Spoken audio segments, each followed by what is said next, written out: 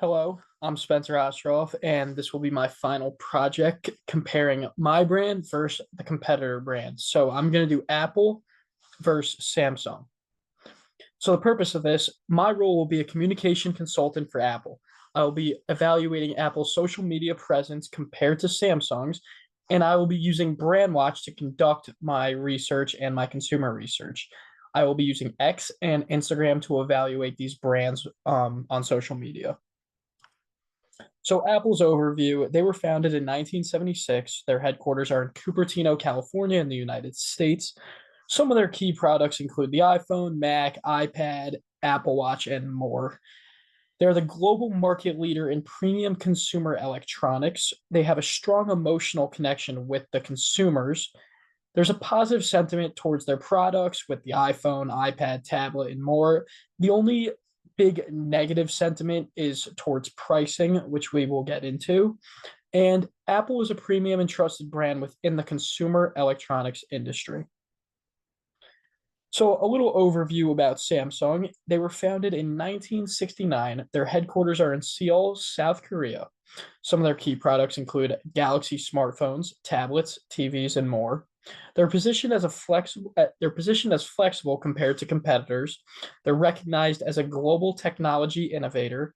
There's positive sentiment related to their innovation, and there's mixed sentiment related to software experience and long-term performance. Samsung is perceived as an innovation-driven competitor.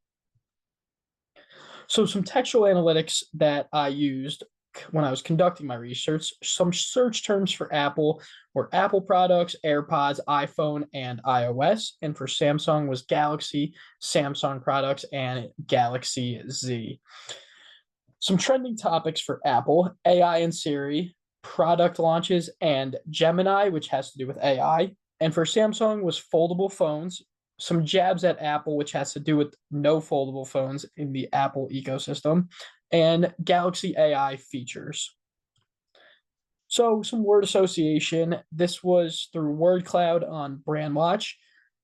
You see these words, a lot of them, obviously Apple's on the left, Samsung is on the right.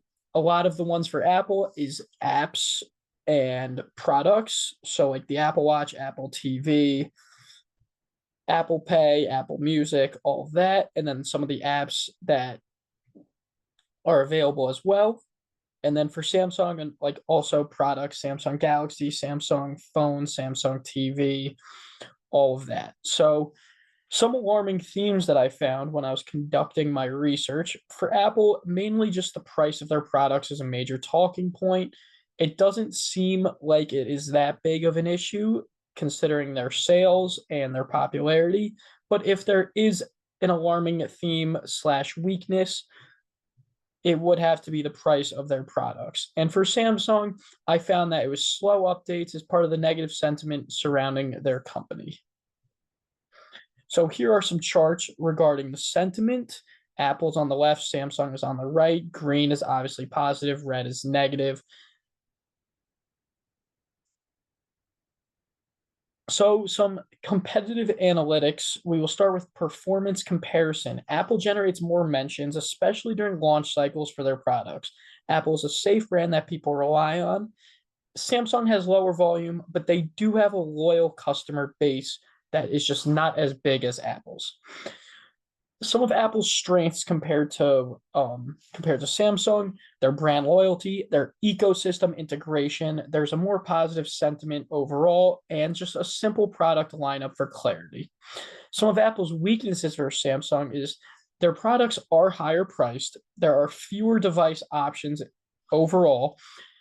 There's limited compatibility with ecosystems. So within their own ecosystem, there is compatibility when it comes to MacBooks and iPhones and AirPods, Apple Watch. But when you want to go outside the ecosystem, there's very limited compatibility, and repair is very, very expensive when dealing with something even as small as a charging port.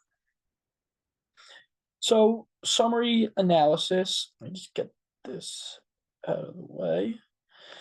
Summary analysis. So, in conclusion, Apple is the superior brand when it comes to volume and analytics in the technology world. Although Samsung is a top competitor, Apple's long-standing reign at the top has built loyalty and trust with their consumer. Based on analytics, Apple holds many advantages, a main one being their compatible ecosystem. Being able to sync your phone, laptop, tablet, watch, headphones, and more all help when it comes to competing against other brands. The weakest part of Apple that I found from my research is that they are pricey. This is the main complaint, that the new products keep going up in price, and getting old products repaired also costs a lot of money. This is the main weakness when it comes to Apple's brand. Apple has its competitors like Samsung, but none really compare when it comes to phones and laptops. For the last 15 years, Apple has been the cream of the crop when it comes to these products, and the analytics back it up. When looking at emotion and sentiment charts, there are a lot of positives, and the negative is mainly because of people complaining about the price. In general, a lot more people use Apple products, especially when it comes to phones. Once in a while, you'll see someone with an Android or Samsung Galaxy, but for the most part, iPhones have led the way since the early 2010s. This has to do with marketing, advertising, and promoting on social media. Apple has done a good job on their social media of promoting their new products and making sure the consumers are up to date with new releases. This is very important when you have other brands breathing down your neck trying to compete with you. So, in general, their weakest area is the price, and it hasn't been a big issue yet. Another weakness is people complaining about their products shutting down after a certain amount of time. Both of these weaknesses are just complaints from a small portion of their consumer base. The research I did on BrandWatch helped educate me with all the different statistics between the two brands I looked at.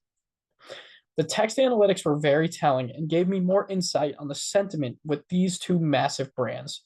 Apple is often bought blindly, with people just purchasing the newest version of each product. When e- when with Samsung, people are way more careful, and they also just don't give the company a chance. Whether it was the word clouds, the charts, or the mentions, it was clear that the consumer base trusted Apple way more than Samsung. And it seemed like this wasn't personal towards Samsung. It seemed as if this was the case with any competitor of Apple. People feel very comfortable with Apple, and they've been using their products for over a decade, and they don't see a reason to switch. This is the price you pay to have this level of trust, and Apple has earned the right to price their products at these high prices due to the work they've done to build their brand and image. In conclusion, my analysis shows that Apple is the top technology company, and it'll likely stay this way for the foreseeable future. This isn't a knock on their competitors, but more of a shout out to the work Apple has done to build their multi-billion-dollar company. This will wrap it up for my brand analytics comparison between Apple and Samsung. I'll be glad to answer any questions or concerns. Thank you.